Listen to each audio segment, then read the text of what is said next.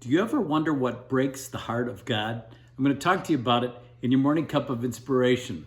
I read a quote the other day by a missionary named Bob Pierce, and his missions work really kicked into high gear after he worked with a group of suffering children on an island off of Korea.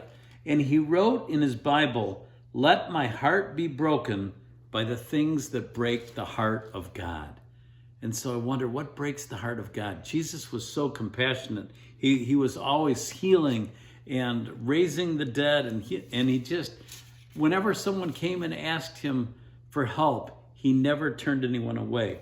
So I was reading in Matthew 8 and 9. You should read those two chapters. It's just a glimpse of the ministry of Christ. And I wrote down some of the things he did in those two chapters. He healed a leper. He healed a centurion's servant. He healed Peter's mother-in-law. He rebuked the winds and the waves when he was with the disciples on the boat, and he was just trying to capture a little bit of rest, and they awakened him. He cast demons out of 2 men in the Gergesenes, and the demons all went into a herd of swine, which ran into a lake and drowned. He called Matthew, and he rebuked the Pharisees because they were being critical that he was eating with publicans and sinners. He healed a man with palsy. He healed a woman who had an issue of blood 12 years. He raised a ruler's daughter from the dead. He restored the sight of 2 blind men. He cast a demon out of a man who had never spoken.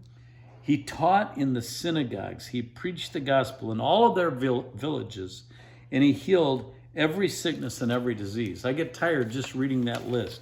And then it all concludes in Matthew 9:36. And here's where you really sense the heart of Jesus. After all that he had done, he saw the multitudes, and he was moved with compassion on them because they fainted and were scattered abroad as sheep having no shepherd. He wasn't worried about himself. He was always worried about others. And in verses 37 and 38, he says unto his disciples, "The harvest truly is plenteous, but the laborers are few. Pray ye therefore the Lord of the harvest, that he will send forth laborers into his harvest." We need to be moved with compassion, especially toward people who don't know the Lord. Their lives are so empty without Christ. We need to share them. We need to have our heart broken by the things that break the heart of God.